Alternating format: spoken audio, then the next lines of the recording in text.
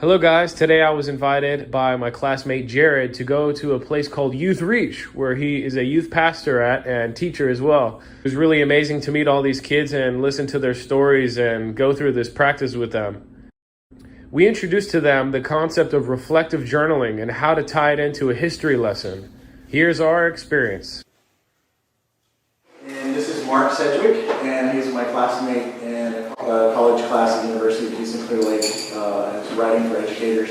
So what we're going to do today is called reflective journaling, and so Mark will tell you about what that is. So reflective journaling is super important when it comes to learning. We were thinking about going to y'all's English class, but he's like, they're already doing so much writing and stuff in that class, so why don't we take this concept of reflective journaling and bring it over to history so they can add that extra layer. Because writing, I mean, it's putting your thoughts on a paper, right? So the scientific reason why we use reflective journaling in the learning process is because it helps with memory.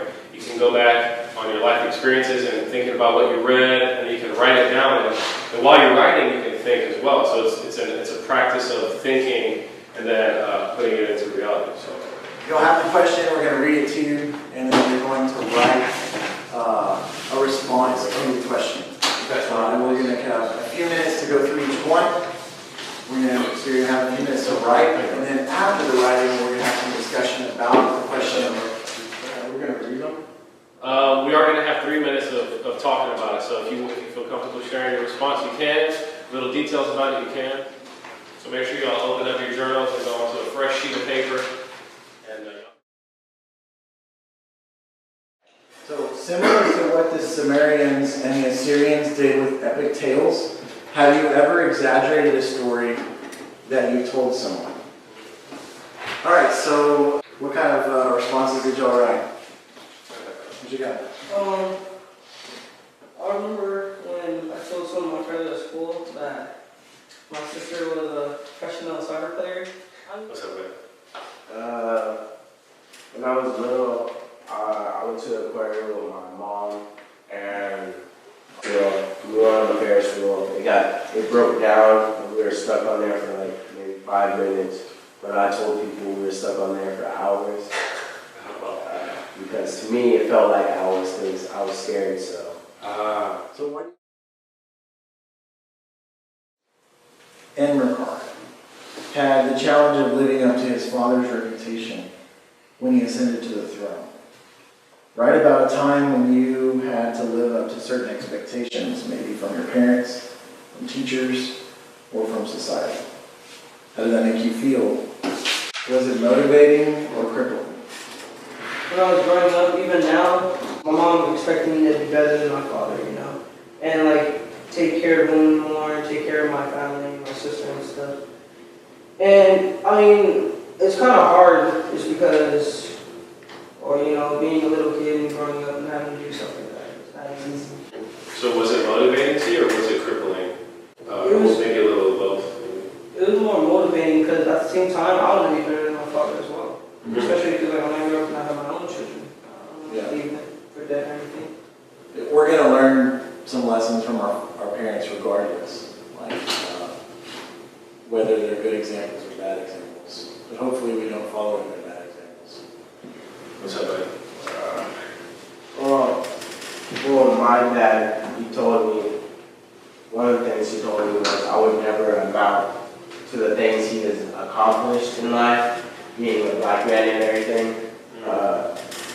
And I found that crippling to me because my dad, I looked up to my dad, and majority of my time living with him, he always said things that put me down, and that really made me angry. And I was really blinded by anger, so it kept me from proving him wrong and succeeding in life. And I did a lot of things and it kept me from allowing others to help me to succeed. You wanted to look up to your father naturally, instinctually, as everybody should, but he just wasn't that picture. So that made me angry, yeah, for sure. So totally understandable. Anybody else? For me, when I was about 12, 13, my dad and my older brother left our home.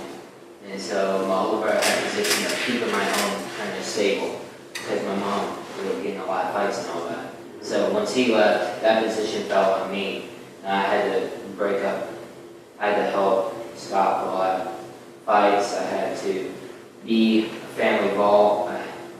Secrets that they want to really hold, and always had to be the role model for my little brother. Always had to just make sure that that home was together, and that my little brother isn't hurt. And that really hurt me. I wasn't able to live the life I wanted to live. I wasn't able to have much of a teenage youth ordeal.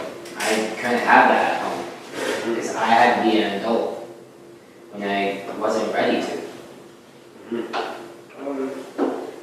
Mine is when I remember my dad passed away when I was small, and I remember my mom I had high expectations of me to be a good example for my siblings since our dad was gone, so it just, I didn't like the pressure, and like she always expected so much from me, and like I couldn't give her what she wanted, so it was like. So the question there is, have you ever known someone that recreated their background or their story so that others would be open to accepting them into their community? How did it turn out? What are some short-term effects or long-term effects? So I remember like my uncle. My mom said that he was like a good kid, you know, when he was growing up, and then I guess to make himself look better or to hide what was inside of him, he tried being in like bad friend groups and tried making himself look cool. So one day, one of his friends offered him drugs, and he took it. And after that, he just became a drug addict and stuff. And he can't even take care of his own son or anything. Real quick before we move on, I wrote down what a healthy honor and respect looks like is kindness, generosity, love, and sharing. Sharing like knowledge, sharing a smile, sharing conversation, or like even sharing food with like your brothers and sisters or your neighbor. I think me and him had a conversation the other night, quite extensive, and he was telling me a nuance with giving in order to, because like you're my brother and I want to give to you because like God created you, versus like I'm giving to you because I want something from you. You know, I'm gonna give to you so you can give to me later. You know, that's like the nuanced differences of giving and your reason behind being kind. So Yeah, motivation, the intention of doing it. your attention, right on. Okay. Alright, so I handed everybody out a 4-square sheet. We're gonna run quickly through this. And it's basically another reflective journaling kind of tool. So in regards to analyze, on the top left square there, it says history next to it. So I want to ask you guys highlights from this historical text. What were some highlights that stood out to you guys, like a message or some kind of lesson learned? Don't exaggerate. AKA live in the truth, right? Yeah. Yes, be grateful for every day. All more. And negative pressure, because there's good pressures in life, right? Like, man, I gotta do this assignment with Jarod, we gotta come out and present. And I'm gonna be talking in front of all these people, but you know, it's good that I push myself past that pressure of being in front of you guys, right? Alright, let's move forward. So, second one, top right box is connect. So, how did this connect to your life experience? It's okay to be embarrassed. It's okay to be embarrassed. Yeah. Learn from other people's mistakes. Yeah, for sure. So let's talk about the future. How might this change or alter your future tomorrow, next week, next month, next year? To push myself harder in areas where I'm lacking, to give myself an excuse. If I say I won't be able to do this because God. Find a way around it. Yeah. Don't listen to maybe that negative voice, right? That might talk you out of doing something, right? Not to let anger block my vision or Stay composed. Composed, that's a good word. All good? Well, good job, guys. This has been awesome. Hope you all got some lessons from this. And Like, subscribe, hit that bell. yeah.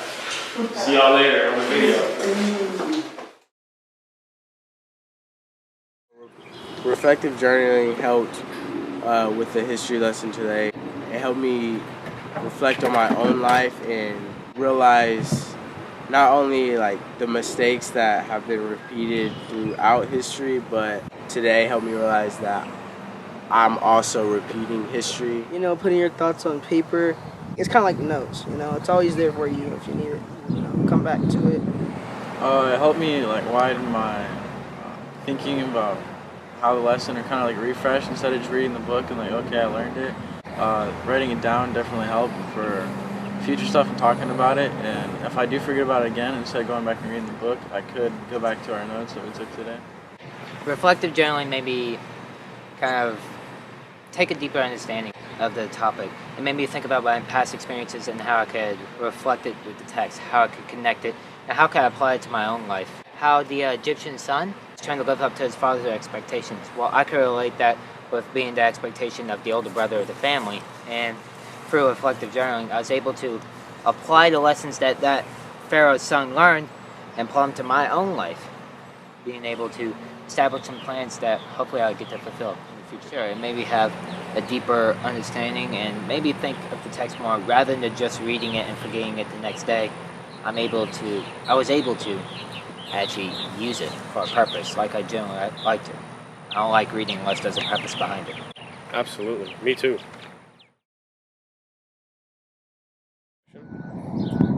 Well, yes, actually there was. You get to share your thoughts and stuff on how you feel about everything. It was also kind of exciting, you know, hearing what they're gonna say and learning more about them. Again, it helped with just remembering and also hearing other guys' ideas, different perspectives.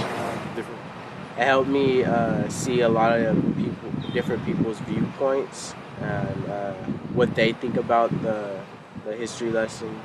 I got to kind of interact with others, learn more about others, and over time I was very nervous in the beginning. I didn't really want to interact that much, and over time as the discussion went on, I kind of got to be more open. I was able to become more vulnerable and not be afraid of it. Well, I guess you could say point out some faults in my thinking, at least, or how I see things, and be able to adopt a new perspective. I love that you're honest about that. Like at first you were nervous and then you kind of got more comfortable after you started doing it a little bit more and got out of your comfort zone and shared. Do you think that using reflective journaling could be applied to other subjects? I think it could be applied more to science and more to English, because in those topics there's a more deep thinking. Like in English, you're finding arguments, you're trying to convince a reader, you're trying to inform a reader, or you're just trying to entertain a reader. You're trying to think about another person and think on usually a deep universal topic of what you're going to write, or even with poetry. Like I myself, I get confused on poetry a lot. So that's why I prefer to do them in groups. So I think reflective journaling could help me organize, could at least give me questions to help me organize my thoughts into where I can explain them to others, and people can explain it back to me, and where I could go, okay, my idea was not on the right track, but this seems more likely to fit with the poem or with the topic or with the essay.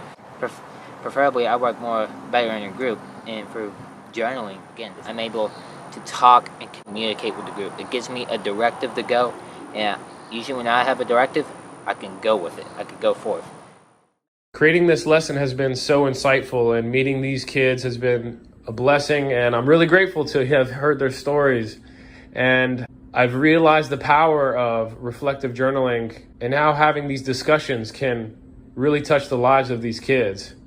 Thank you guys for watching. Jarod, good job, man.